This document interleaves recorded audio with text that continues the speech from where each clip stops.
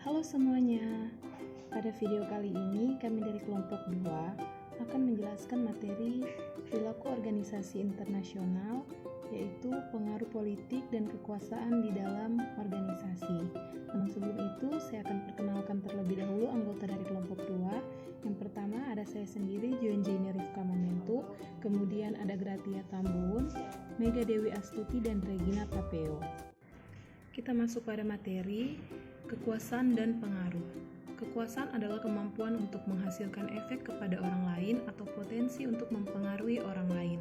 Selain sebagai hak milik pribadi, kekuasaan adalah fungsi dari pemimpin, pengikut, dan situasinya. Sedangkan pengaruh adalah perubahan dalam sikap, nilai-nilai, keyakinan, atau perilaku seseorang sebagai hasil dari taktik mempengaruhi. Taktik mempengaruhi merujuk pada perilaku seseorang yang sebenarnya, dirancang untuk mengubah sikap, keyakinan, nilai, atau perilaku orang lain.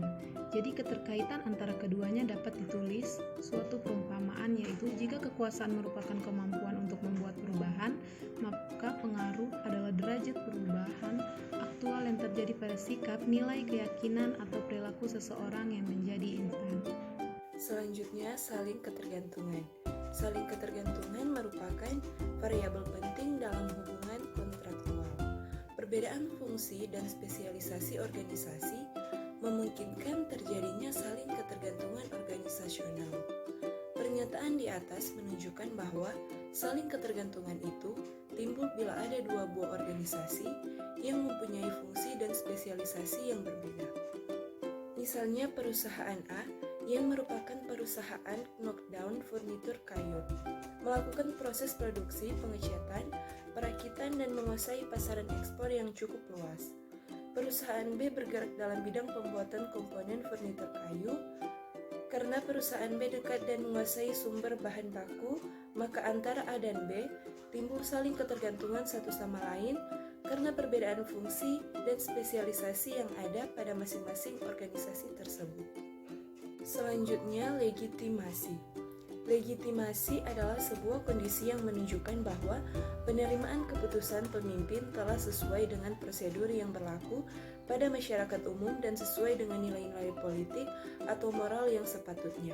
Contohnya, dalam bidang politik yakni adanya kesediaan para anggota A dan B dari kelompok yang berbeda agar hidup secara rukun sebagai komunitas.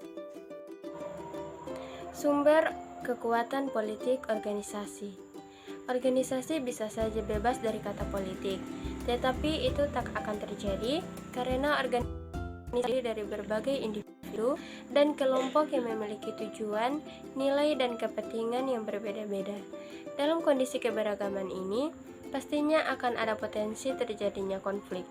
Maka disinilah faktor terpenting yang mendorong terciptanya politik organisasi, yaitu kenyataan bahwa perilaku itu dapat digunakan untuk menyelesaikan, mengamankan, serta memberi solusi dari konflik yang akan muncul dalam organisasi. Dengan begitu, politik ini juga akan memudahkan organisator meraih tujuan dengan cara menggunakan pengaruh apapun yang bisa dilakukan dan yang dimiliki. Selanjutnya ada pengaruh kapasitas politik organisasi. Menurut Greenberg dan Baron tahun 2000, politik keorganisasian adalah serangkaian tindakan yang secara formal tidak diterima dalam suatu organisasi dengan cara mempengaruhi orang lain untuk mencapai tujuan individu. Politik dapat dirumuskan sebagai kemampuan menggunakan sumber-sumber pengaruh untuk mempengaruhi proses pembuatan dan pelaksanaan keputusan politik sehingga keputusan itu menguntungkan dirinya, kelompoknya, ataupun masyarakat pada umumnya. Bila seseorang, suatu organisasi, atau suatu partai politik bisa mengorganisasi sehingga berbagai badan negara yang relevan, misalnya membuat aturan yang melarang atau mewajibkan suatu hal atau perkara, maka mereka mempunyai kekuatan politik. Selanjutnya ada tradisi politik organisasi. Menurut Jackwood tahun 1998 menyebutkan terdapat dua tradisi dalam politik organisasi. Tradisi atau teori pertama menganggap politik di tempat kerja dalam tema yang netral atau suatu peristiwa yang positif bagi organisasi. Sedangkan teori yang kedua didasarkan pada filsafat Machiavellis dan mendefinisikan politik dalam tema self-serving. Menurut Gabel dan Dengelo, tahun 1994, menyatakan Machiavellianisme merupakan konstruk kepribadian yang digunakan untuk mengklasifikasikan individu dalam tema keyakinannya. Terdapat perilaku manipulatif atau termasuk ketidakjujuran yang dapat digunakan untuk mencapai tujuan yang diinginkan. Selanjutnya, menurut Kachmar dan Baron tahun 1999 yang dikutip dalam Andrews dan Kachmar tahun 2001, memberikan pengertian bahwa politik yang ada dalam suatu organisasi merupakan tindakan individu yang dipengaruhi oleh tujuan pencapaian kepentingan pribadi tanpa memperhatikan atau menghargai well-being orang lain atau organisasi. Greenberg dan Baron tahun 2000 mendefinisikan politik organisasional sebagai penggunaan kekuasaan secara tidak resmi untuk meningkatkan atau melindungi kepentingan pribadi. Selanjutnya, tata kelola politik organisasi.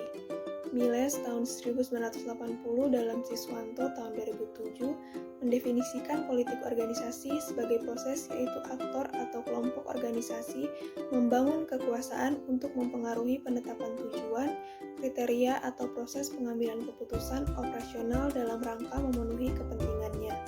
Nelson dan Quick tahun 1997 dalam Mulani tahun 2004 mengartikan politik organisasi sebagai penggunaan power dan pengaruh dalam organisasi. Politik organisasi dalam hal ini menunjuk pada kebutuhan untuk berkuasa dan mempengaruhi seseorang. Kesimpulan, kekuasaan merupakan kapasitas yang dimiliki seseorang untuk mempengaruhi cara berpikir dan berperilaku orang lain sesuai dengan yang diinginkannya. Kekuasaan biasanya identik dengan politik. Politik sendiri diartikan sebagai upaya untuk ikut berperan serta dalam mengurus dan mengendalikan urusan organisasi. Politik dan kekuasaan dijalankan untuk menyeimbangkan kepentingan individu karyawan dan kepentingan manajer serta kepentingan organisasi.